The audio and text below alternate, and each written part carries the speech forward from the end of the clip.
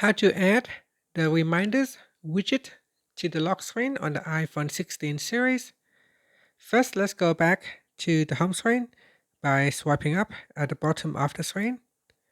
And from the home screen, tap on Settings.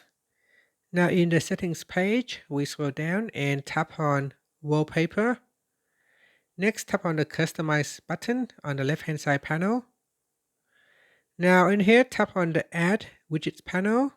And then we scroll down and then tap on Reminders.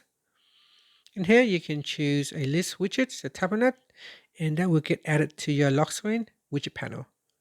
Now tap on the Close button, then tap on Close again, and then tap on Done, and then swipe up to return back to the home screen.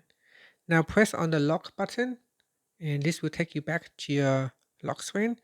And from here, it will show any upcoming reminders on the lock screen. And that's it. Thank you for watching this video.